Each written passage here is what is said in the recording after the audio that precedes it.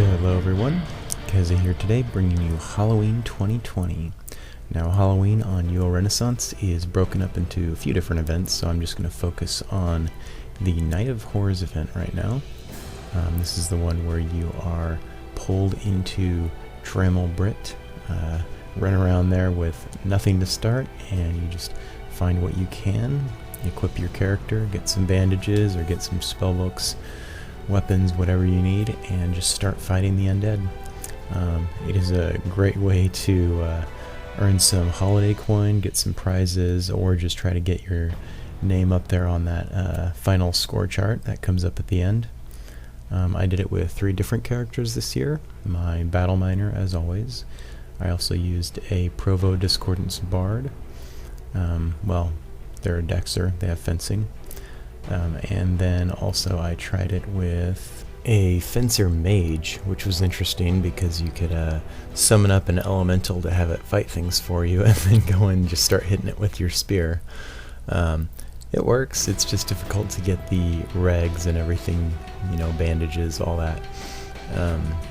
But yeah, you can make a lot of different builds work in here. This one was a fun change up, but the one I definitely used the most was, of course, the Battle Miner I have, so I can just get in there quickly, craft my own axe, throw however many extra axes I can make on the ground, and then just start fighting stuff. Now this video is not an NOH walkthrough, but I will cover usually what happens, which is the whole group kind of masses around the bosses one at a time, starting with the Royal Mummy here. After everyone has killed that, they run over to the Queen of the Damned, which is the next nearby boss. Go through that one, which has life leech, so it's lots of fun. And then moving on to the Black Knight. That one can have a lot of spawn around it, depending on things. Parry, so it takes a while to kill it. And then going to Frankenstein. Well, Frankenstein's monster. That one has an AoE that's also very enjoyable. Great to get hit in the face with. Moving up from there to the graveyard, you have the Necromancer with his lovely dragon pet. That will use an AoE to just level whole groups of players. After the dragon's dead, usually you kill the Necromancer, but it can actually go either way. You can kill the Necro first, it's just hard. And then once people kill that, they run clear across the map down to the Pirate Captain, which can be really difficult to get to because there's a lot of choke points getting there, and yeah, there's just a lot of stuff he spawns. So after the dread Pirate Captain John is dead, then people go to the Vampire Lord on top of the bank, which usually doesn't last too long. You do have to kill some mistresses up there, and then proceed on to the final boss, which is Balam, inside of Brit's castle. And the fight inside with Balam can be pretty difficult to stay alive through. I feel like it's always a little faster than it should be. Sometimes players are able to kill the acolytes on either side of him before he goes down, sometimes they can't. Either way, the room just fills up with tons of monsters. If you have enough people in there provoing stuff, it's not terrible, but you do have to heal through all the different AoEs that are going on throughout the place, and hopefully stay alive to be next to the boss when he dies and try to get some loot, and then you'll get kicked out and see the scoreboard, see if you got anything from it. But yeah, that's pretty much all of NOH in a nutshell.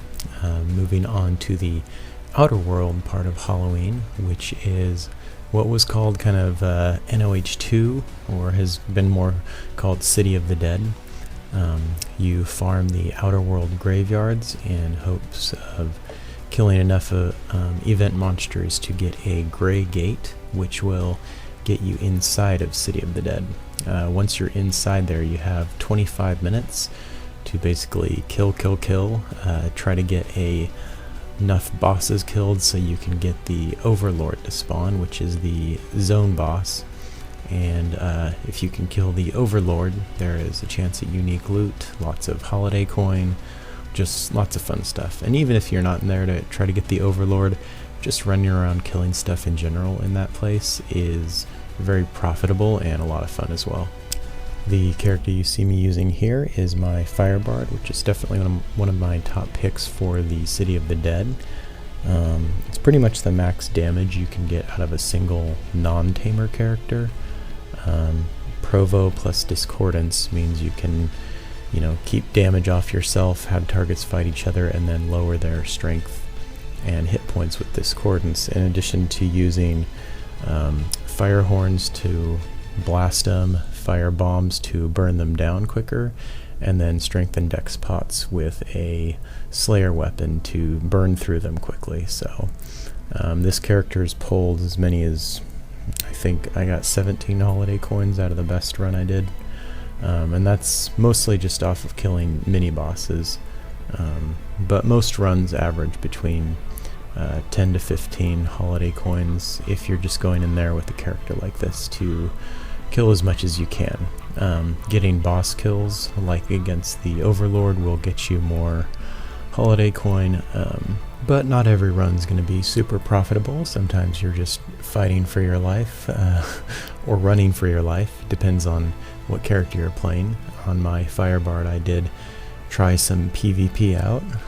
You can use the fire horn against other players. It's just tricky because you will go gray a lot of the times if there's anyone else nearby besides your opponent. So watch out for that if you plan on using it that way. It's still fun either way, whether you get mixed up in PvP or not. Going to the City of the Dead I found was just tons of fun the whole time. The other character I took into City of the Dead a lot was my Dexer Tamer, using the 5 Frenzy Ostards. There's the 5 control slot limit. That character capable of taking on most of the monsters inside as well as some of the bosses solo. So when no one else is around I could just go in, do the Vampire Lord or some other stuff, also kill the Overlord whenever that spawns, or at least help kill it. On this particular City of the Dead run I'm showing, I did get lucky and got both the Vampire Lord and help killing the Overlord, so I got a lot of holiday coin on this one. The range of holiday coin you get each time is kind of dependent on just how much you're able to find a kill in here. You can get quite a bit from just the mini bosses. If you can line it up so you can kill several bosses in the same run, you can get even more with the addition of any great drops the bosses might have. But moving right along, I have lots of videos with the frenzied stuff. A different build I used that could actually be used by more new players or just anyone with a Dexer who may not have their barding skills GM'd, or anyone just looking for something different. You can use hirelings in City of the Dead, and you can actually use them effectively. I did this build last year, more as a joke, but this year I realized that the real key to making it work is just taking 5 paladins with you, because they have the best stats overall, unless hirelings change at some point, which would be awesome. But anyways, as they are, you can take 5 paladins in with you and actually do some real work in there. This character is not really built for City of the Dead. They have lockpicking and stuff, but it's mostly just a parry Dexer with healing, resist, and the Dexter skills. And so I can use them to just keep the hirelings alive and then hit stuff with a silver weapon, and that's all you really need to do. If you have healing skill, you can use it on the hirelings, keep them alive, make sure they're taking the damage and not you, and it's actually pretty fun. I would recommend trying it if you're a newer player, because it's definitely a more powerful build. If they die, then they're just dead. There's no bonded hirelings here, so you'll have to go in with that risk, but I kind of like that. So yeah, hirelings not entirely worthless. But that is all I have time for today. Hope you guys enjoyed this Halloween 2020 video. Definitely one of my favorite events of the year, but then there's also Thanksgiving and Christmas coming up, which I should have videos for as well. If you have any comments or questions, feel free to leave them, and hopefully I see you guys around sometime in game. Later.